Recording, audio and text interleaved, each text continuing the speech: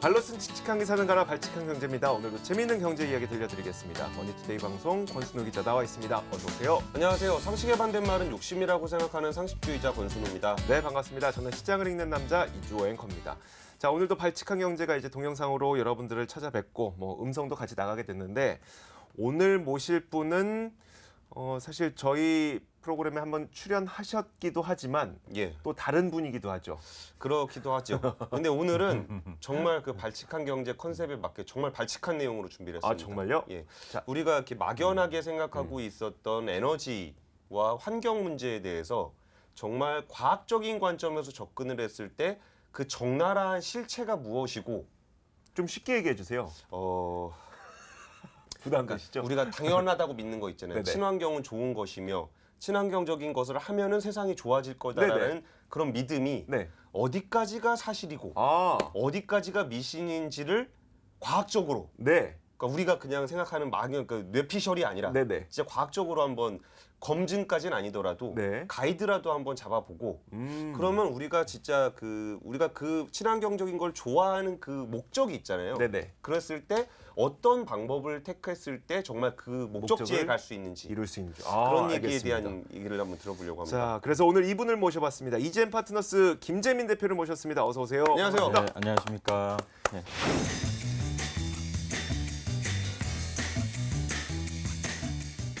원래 스코틀랜드에 계속 계셨었잖아요. 예, 예. 그 대학에서 연구를 했었고요. 하던 연구는 이제 제로 에너지 시스템이라고 해서 탄소를 아주 적게 방출하면서 그 에너지를 공급하는 시스템에 대한 연구입니다.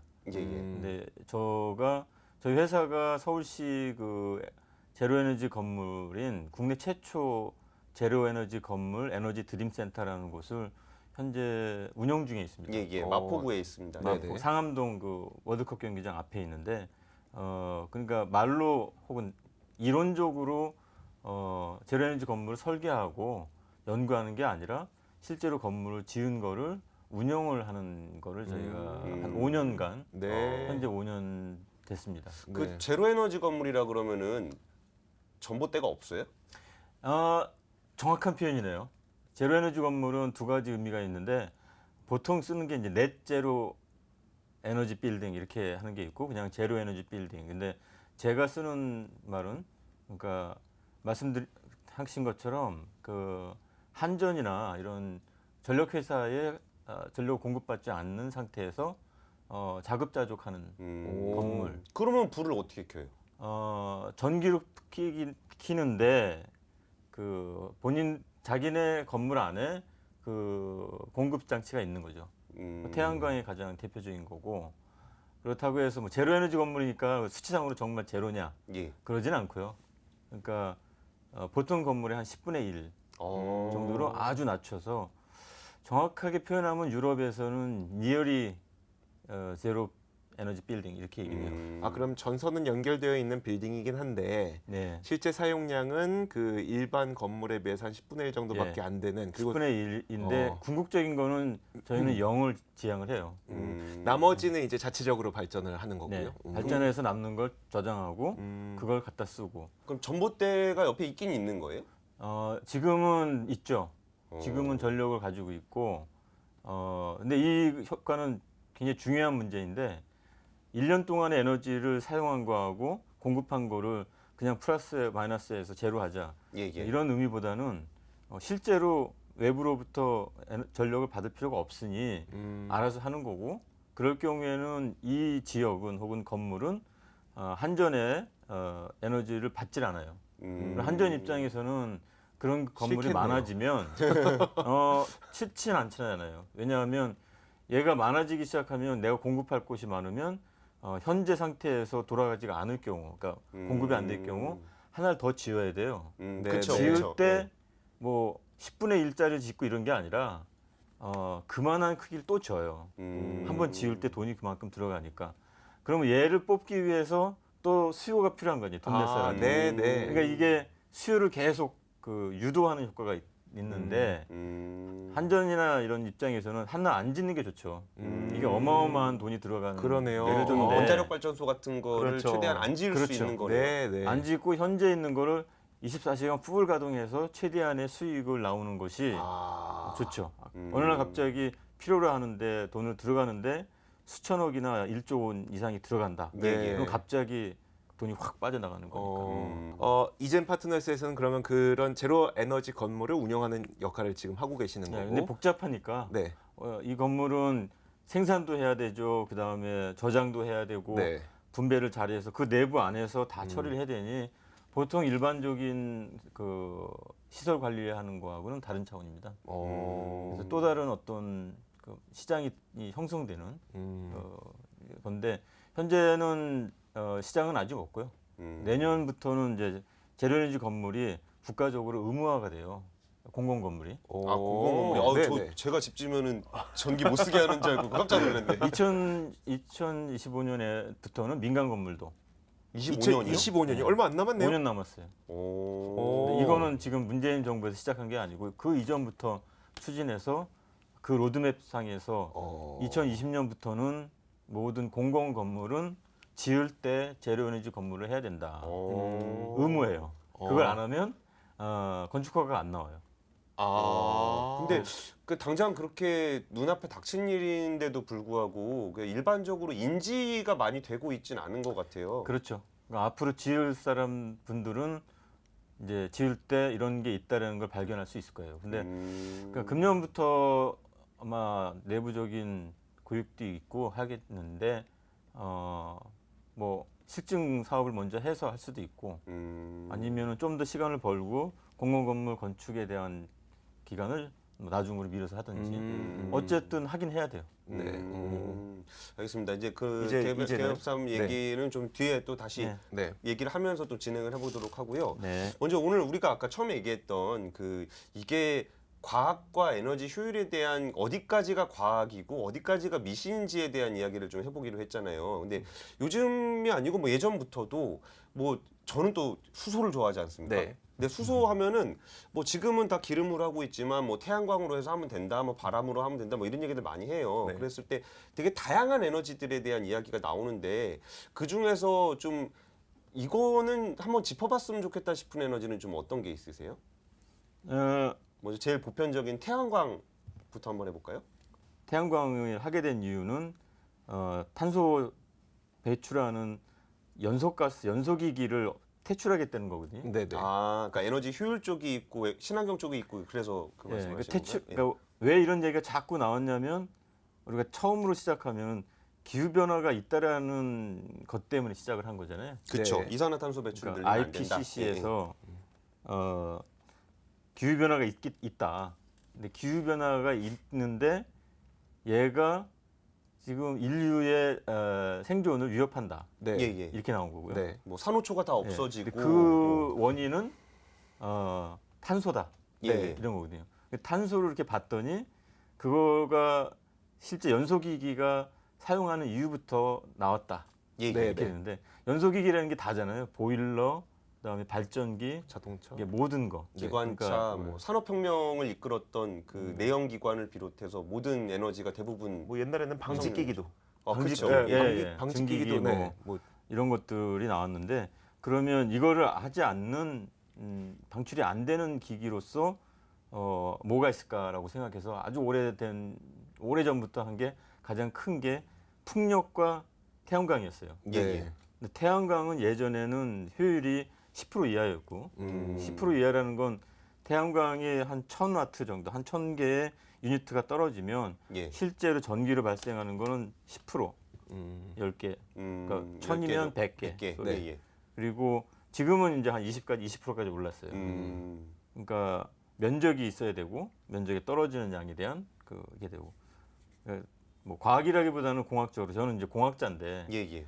근데 과학은 상당히 철학적인 개념이고 공학은 저희가 이렇게 보거든요. 어떠한 제한된 경계 조건, 제한된 조건 하에서 참이 되는 걸 찾아 나가거든요. 네. 예, 예. 그러니까 뭐 처음부터 마지막까지 참인 거 이거는 이제 철학자나 이제 과학자가 하는 거고 우리는 어떤 주어진 기간, 주어진 조건 하에서의 법칙을 찾아서 이제 응용하는 것들인데 예. 지금 기후 변화에 나와서 이 우리가 활동하는 이 에너지들 우리가 필요로 하는 거, 이제 그거를 대체할 수 있는 걸로서 얘가 과연 가능하냐? 음. 그러면 이제 더 정확하게 우리가 들어가면 에너지라는 게 뭐냐를 가만히 생각해 보면요. 예, 예. 이게 에너지가 우리가 이제 흔히 얘기하는 과학적인 의미로서 그냥 에너지는 힘이 세다 이게 아니라 에너지라는 말이 그 용어 자체는 그 일을 할 수 있는 능력이에요. 맞아요. 예, 예. 네. 워크잖아요. 워크. 네. 영어로 워크인데 그걸 얼만큼 오래 할 거냐를 얘기하거든요. 예.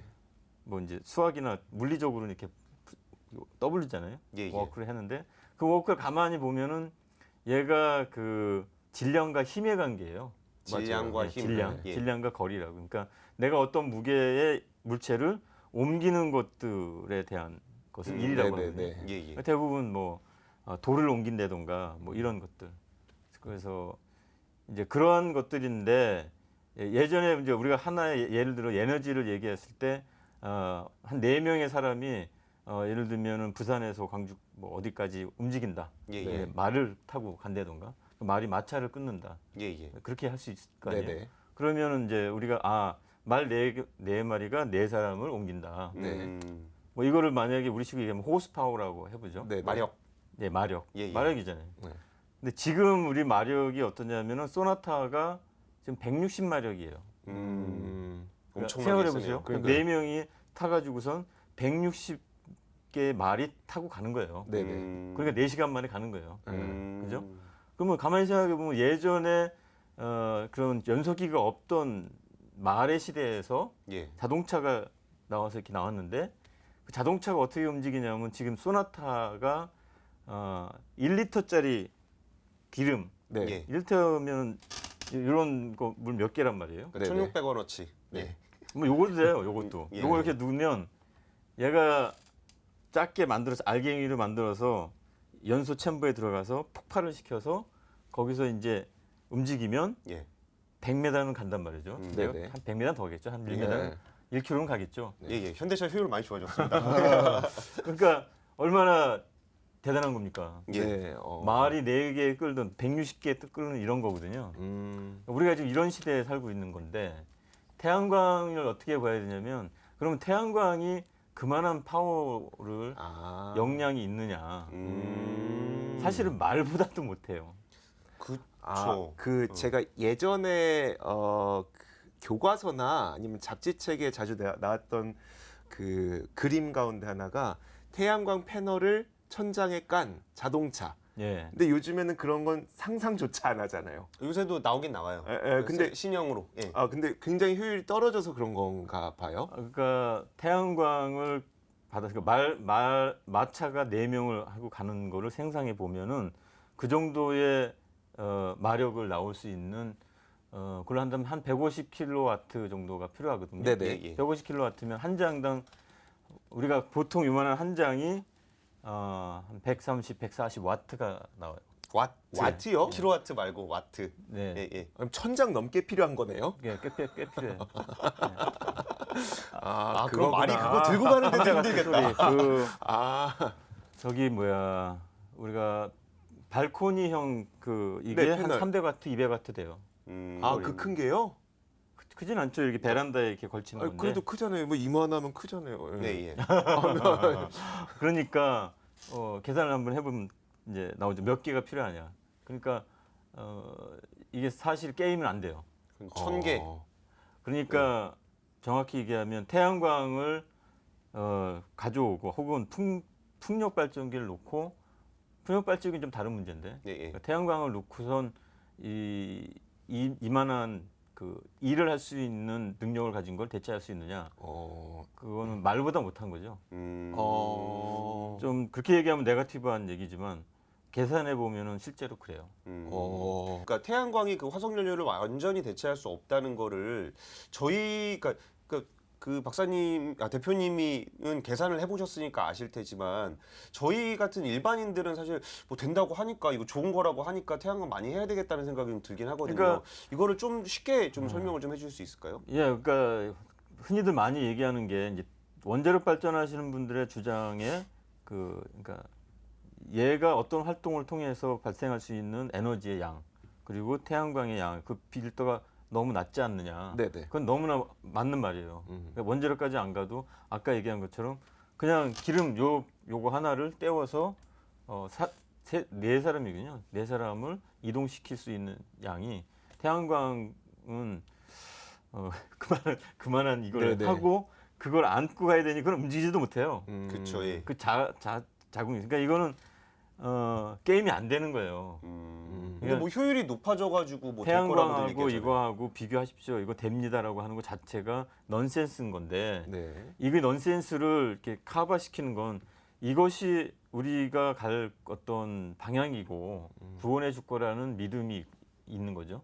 그 믿음을 심는 것들이 또 다른 인텔리 분들의 소신인 거고. 그러니까 소신을 갖는 건 좋아요. 본인의 소신이니까. 예. 소신을 강요하는 것 자체가 좀 위험스러운 거죠. 그러니까 있는 그대로 얘기를 해야 되는 것 같고. 그럼 원전은 어때요? 원전, 그러니까 반대쪽에는 이제 원전이 있는데 요거 가지고 훨씬 더 많은 에너지를 소비할 수 있는 그 원전으로 그럼 다 하자. 그러면은 사실 원전은 이산화탄소 배출도 없고. 사실 리스크 그 관점에서 보면은 그 원전이 가지고 있는 작지만 큰 그 위험성 예예. 이런 것들을 계산을 해볼 때 그러니까 안전성을 높이면서 그 리스크를 줄이면서 갈 수 있다라고 하는 것들. 그런데 실증에 있어서는 이미 몇 번의 사건이 있었거든요. 그렇죠. 예. 체르노빌도 있었고, 스트리마일도 있었고, 지금 후쿠시마가 있었고, 이미 이거는 이제 게임이 끝난 거예요. 아, 그러니까 저희는 그냥 역사적인 사건으로 보는데 공학적인 관점에서 봤을 때는 이 세 번의 실증적으로 일어났던 사건이 이 전제를 다 무너뜨려 버린다는 말씀이신 거죠? 예, 우리가 그냥 뭐 경영학도 그렇고 우리가 생각을 했을 때 어떤 의사 결정을 할 때 그래도 얘는 그 한 1000배, 1000배 되죠. 되지 않느냐. 예. 근데 단 하나 한 번 터지면 좀 위험할 수는 있어. 이렇게 나올 수는 있어요. 예, 예. 네. 근데 우리는 그 실제로 봤거든. 얼마나 위험한지를. 근데 음. 이걸 주장할 수는 없죠. 그거는 뭐 앞으로 1000년 안에 생길까 안 말까가 아니라 앞으로 100년 안에, 앞으로 20년 안에 하나가 생길 수 있는 확률로 가고 있으니까. 그 다음에 그 폐기물에 대한 것들도 처리하는 과정이 아직은 준비가 안 돼 있는 거고. 그럼 저기는 어때요? 그 화석연료 관련한 이야기를 할 때 이제 가스의 시대가 온다. 가스는 뭐 탄소 배출이 뭐 있긴 하지만 석유보다는 좀 적고 그러면 가스로 가는 게 바람직한 방향으로 보세요? 그러니까 그 열적인 측면, 그러니까 에너지적인 면에서 보면은 연소가스의 그 파워풀함, 그러니까 아주 영향이 엄청나죠. 예. 그거를 가지면서 탄소 배출에 대한 양이 한 반 정도는 줄 거예요. 예. 그 일반 석탄이나 이런 거보다. 물론 미세먼지도 여전히 미세먼지도 있고 이렇게 있는데 그러니까 차선책이라고 할 수는 있겠죠. 근데 왜 이게 중요하냐면 효율을 갖다가 한 30% 이상 높일 수 있다라고 하는 건 태양광을 그만큼 심을 수 있는 거를 예. 대체할 수 있다는 거거든요. 태양광은 돈이 더 많이 들어가는 거고 얘는 기존에 있는 시스템을 그대로 사용하는 거니 비용이 적게 드는 거고 사회적 비용이라고 하는 건 내가 열심히 일하고 했던 그 모든 그 자산이잖아요. 예, 예. 그게 투여가 되는 거거든요. 그러니까 그런 관점에서 보면은 우리가 만약에 기후변화가 있다라고 치고 그것이 탄소가 원흉이라면 탄소 줄이는 데 있어서 얘는 30%가 되는 거죠. 10분의 1의 비용만 들고. 그러면 이게 굉장히 중요한 문제인데 어차피 전 세계 65개 어느 날 갑자기 뿅 달라지는 게 아니라면 네. 예. 어떤 놈은 빨리 가고 어떤 놈은 늦게 가고 어떤 놈은 난 여전히 차가 필요해. 예, 연소가스도 뭐가 중요해. 우리 지금 머스탱 좋아하는 이제 잊을만 하면 나오는 권순우 기자의 이 태클. 네. 근데 그런 사람들도 이제 만족을 해줘야 되는데 네. 어느 날 갑자기 다 일직선에 두고선 안 되라고 했을 때 나올 수 있는 사회적 갈등에 대한 비용은 어떻게 할 거냐. 예를 들면 노란 조끼 건 있잖아요. 프랑스의 노랑 조각시. 네. 예, 예. 그러니까 가고 싶은 거는 많았어요. 그러니까 유럽에서도 기후 변화에 대해서 우리가 신경을 써야 되고 왜냐하면 우리는 인류를 이렇게 리딩하는 인류의 하나의 집단이다. 네네. 이런 그 의식이 강하니까. 그래서 했는데 결국에는 이제 개인료로 들어가면 어떻게 부담을 할 거냐. 예, 예. 이게 그 디젤의 세금을 올린 거잖아요. 예, 예. 가격이 올라갔다고. 근데 이거에 나온 사람들의 대부분은 그러니까 프랑스의 외곽에 있는 중산층 가정이 있어요. 그러니까 차가 한 2대 이상 되는 거죠. 예, 예. 그걸로 이렇게 출퇴근하고 그걸로 장사하는 사람들. 근데 유럽 같은 경우에는 돈이 가용 자본이 없어요. 집에 한 200만 원을 벌면 다 나가요. 인터넷비 모비 해가지고 다 나가고 마지막에 그러니까 10분의 1은 빼가지고 헐리데이 가는 적금으로 나가고 그러니까 딱 들어오면 다 나가는 거예요. 그런데 세금이 올라갔어요. 그러면 한 300파운드를 쓰는 그 연료비가 300파운드인데 갑자기 400파운드가 되는 거예요. 네. 예, 예. 100파운드가 빠지잖아요. 예. 네. 그럼 100파운드는 뭐 어딘가를 희생을 해야 되는 거죠. 먹을 거를 빼지 못하니 그러면 이제 홀리데이인데. 홀리데이부터 빠지겠죠. 네, 네. 그러면 휴가비. 작년에는 일세에 갔는데 금년에는 뭐 옆 동네 가야 되고 공원에 가야 되고 그러면. 그런 게 그러면 이제 내 삶의 행복 지수가 떨어지는 거죠. 근데 그보다 더 심각할 수는 있거든. 홀리데이 문제가 아니라 빵을 바꿔야 된다던가. 그렇죠. 네, 먹을 거. 네. 그러면 열받는 거죠. 음. 근데 이런 갈등들을 이제 하다 보면 야, 돈 많이 버는 니네가 내 이렇게 될 싸움이 들어갈 거고. 그렇죠. 그러나 회계상으로는 어쨌든 돈 나갈 건 다 있기 때문에 돈이 은행에 있는 사람도 나 돈 없어요, 사실은. 그렇죠. 네, 예. 네. 그렇잖아요. 네. 모두 다 서민이죠. 그렇죠. 그냥 살짝 빼는 횡령이 있지 않는 이상은. 예, 예. 그러니까 이 조절을 정부가 해야 되는데 정부가 오히려 그쪽보다는 중산층을 대상으로 유류비부터 건드리게 된 거죠. 유류비 건드려서 정권이 무너지게 될 위기까지 갔단 말이에요. 정권이 무너지고 파리가 만약에 불에 타고 막 이렇게 되면요. CO2가 장난이 아니에요. 갑자기 스위스도 훅 들어오시네. 그러겠네요. 아, 그러니까 이거는 어떻게 보면 이건 이렇게 넌센스예요. 그러면 우리가 에너지 정책을 어떻게 가져가는 것이 바른지 그리고 어떤 사업을 통해서 뭐를 보여주고 싶으신 건지가 좀 궁금해요. 지금 현재 가능한 것들을 이제 찾아 나가는 거죠. 그러면 사람들이 쉽게 할 수 있는 것부터 시작을 해야 돼요. 그러니까 관리를 먼저 한다던가, 그 다음에 연소가스 중에서 석탄이나 이걸 빼고 가스로 간다던가, 쉽잖아요. 그 다음에 갑자기 이제 지금 수소 얘기 나오는데 수소는 제가 굉장히 좋아하는 이유가 얘가 이제 가스의 열병합하고 같은 기능을 해요, 사실은. 근데 얘는 탄소가 또 없어요. 예를 들면 방출이 안 돼요. 가스를 쓰더라도 얘는 순수 CO2가 나오는 거고 예. 그런 거는 따로 처리할 수 있는 기술이 이미 있어요. 아 그래요? 예, 이게 모아가지고 어떤 경우에는 그런 걸 모아서 뭐 따로 판매도 하기도 하고 할 수 그쵸. 있는 예, 게 예. 있어요. 그러니까 그게 기술을 개발하면 되는 거예요. 그러니까 지금 미세먼지 문제 일단 화학작용으로 하는 거기 때문에 연료전지는 미세먼지 문제는 해결이 될 거고 예. 그 다음에 CO2 문제도 별도 분리해서 될 거고 그레이 수소만으로 하더라도 상당히 큰 변화가 있을 거고 그러니까 사람의 보건상의 문제, 건강상의 문제도 일반적인 디젤 엔진이나 이런 것들이 다니는 것보다는 전기차와 수소차가 다니는 것이 훨씬 좋긴 하죠. 그러면 그 제로 에너지라는 것에 투신을 해서 제로 에너지 건물에 투신을 해서 사업을 하시는 것도 이 제로 에너지라는 것이 우리가 추구하는 에너지 효율이라든지 친환경이라든지 이거에 하나의 이제 대안으로 생각을 하시기 때문인 건가요? 예, 근데 제로에너지는 하나의 심볼이라고 봐야 될 것 같아요. 왜냐하면 짓는 건물이 예를 들면 한 1%도 안 되는 거죠. 그렇겠죠. 2020년부터 짓는 건물은 600만 우리나라가 650만 동이거든요. 예. 그 건축물 대장에 등록된 건물이 650만 동이에요. 그러면 뭐 매년 짓는 게 뭐 만 동도 안 될 거고 그러면 그렇죠. 그 작은 거지만 그걸 통해서 하나 이게 리더십이거든요.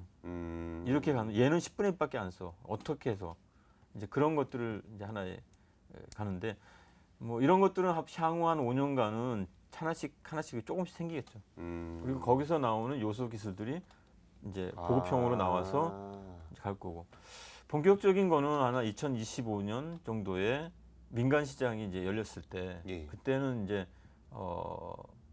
좀 해볼만 하게 되겠죠. 자, 지금까지 이젠 파트너스 김재민 대표와 함께 이야기 나눠봤고요. 발칙한 경제였습니다. 고맙습니다. 감사합니다.